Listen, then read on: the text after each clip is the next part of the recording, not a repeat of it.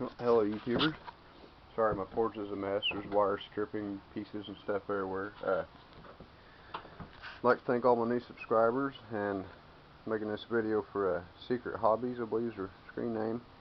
She's thinking about, she's wanting one of these wire strippers and just curious about this one. It's pretty simple. I just got a belt drive to the roller and got another roller welded.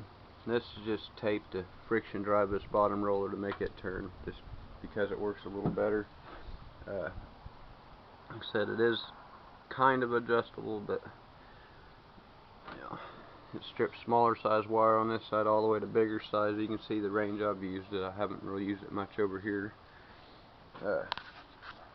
This thing, I was trying to make this work for stripping the outer coating off of wires. Actually worked for about 20 minutes and then the razor blade got dull, and it's not really a changeable razor blade because I just kind of tack welded it on there. And if you've ever tried to weld a razor blade before, it's a pain. So yeah, I'd probably just knock all that off there. But two different wire guides for right now. I got one for smaller size wire like this stuff here,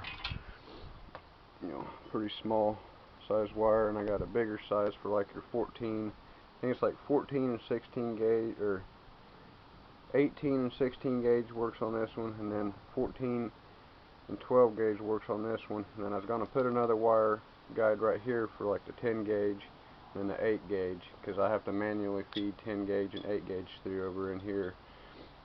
Like I said, 18 and 16, and you got your 14 to 12, and over here would be a 10 and an 8, and so on. But anyway, this thing, like I said, I didn't spend but 30 minutes building this. A lot of the welds don't look real pretty.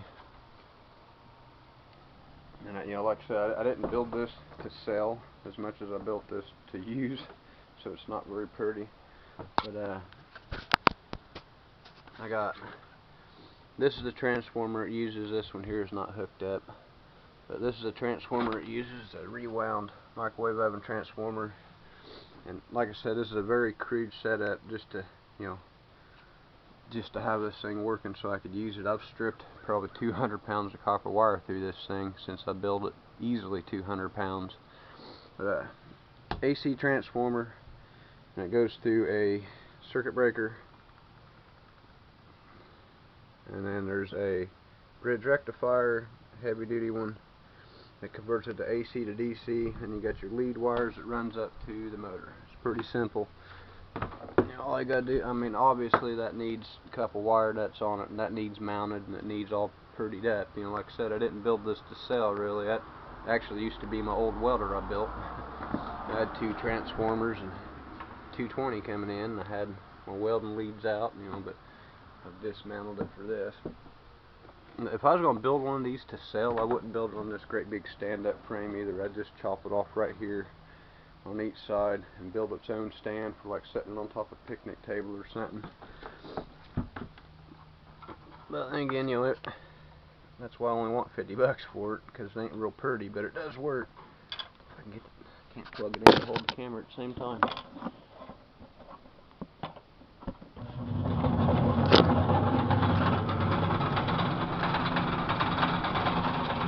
Yeah, it could use an on and off switch too. And yeah, like you said on a comment, do not get your fingers in this. This will completely remove your finger.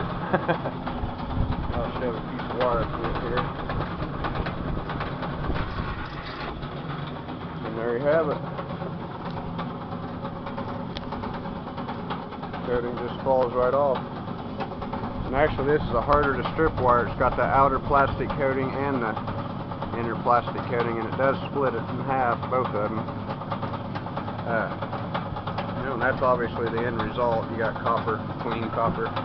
But I don't know if this will work on strand wire or not. If you have a whole lot of strand wire, I wouldn't recommend this thing. I think it would just smash it and not strip the coating off. But if you got a lot of solid wire, it'll run that all day long and just fall out of the coating. See how that works there? Like I said, I built this for me to use. I didn't really build it for other people to use, but it does work really, really good. Yeah, the coating just kind of falls off of it.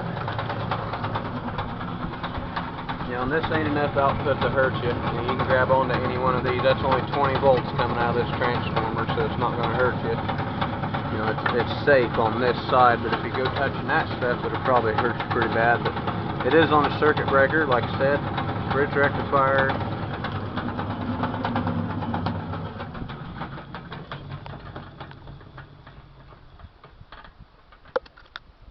I don't know if my camera can see down the barrel of this thing or not, but that's what it does. This is one of them rubber coated treadmills, so until you strip a little bit of wire, it takes a minute to knock this rubber coating off. But I've already, you know, like I said, you can see where I use it. But I mean, it's a pretty crude setup. And actually, it likes to tip over because it's top heavy when you're using it. So I ended up mounting it to my porch. So you know, it doesn't move anywhere. But yeah, this is the power supply. Like I said, it's nothing fancy. It's just kind of rigged up for now. If I was going to build one of these, the power supply would be mounted up here somewhere out of the way. It'd have an on and off switch and everything. You know, it'd be a lot prettier than this. But if I was going to build something like that and make it all perfect to sell, you know, I'd probably charge a couple $100 for it. But like I said, I'd sell this whole thing for $50 just because, I mean, it works great. Like I said, I've stripped a couple 100 pounds of wire through it, and it's never failed. I've never had a problem with it. But you know, like I said, you can either buy it as is, or if you want me to build you one, you know, I'll be more than happy to build you one, and you know, kind of do it a little better, because that's not real pretty, you know, but it works great. So. And there's no way possible, I don't think, to ship this thing. You'd have to have a heck of a box to put it in. It'd probably cost more than the daggone thing's worth. But yeah, that's, like I said, that's the wire stripper I built. It's pretty simple how it's set up. Well, some of them welds look pretty though, don't they? Kind of proud of that one. Anyway, very, very crude setup. Like I said, I spent 30 minutes building this thing just to see if it worked. Then after 30 minutes, when I started plugging it in, I was starting to get a result like this. I didn't do another thing to it. I didn't touch it. I just kept using it. Like I didn't finish anything I was doing on it. I wanted to take all these screws out and stuff, and you know, I could still like sit here and unscrew these and take them out and, you know, make this all pretty, but I just didn't care because it works so good. So I just left it like it is. But for somebody that wanted to build one of these, you know, it's a good idea to start on.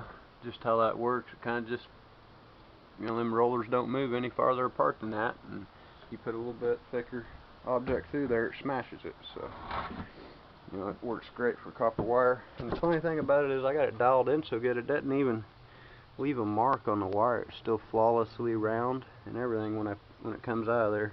Man, it really is set up just perfect for knocking just the coating off the wire. I wish I had some more wire laying around to show you this thing running, but I don't have any more. I've already got it all stripped, and of course I did it off camera because you know, cameras suck. And I'm always self-conscious about what I'm doing on the camera, so I can get a lot more work done when I ain't running one. But anyway, that's about it, man. You know, like I said, I'll build another one someday and I'll make it better, but this just works so daggone good. I haven't really had the motivation to mess with it. But that's all for now. Hope you enjoyed that.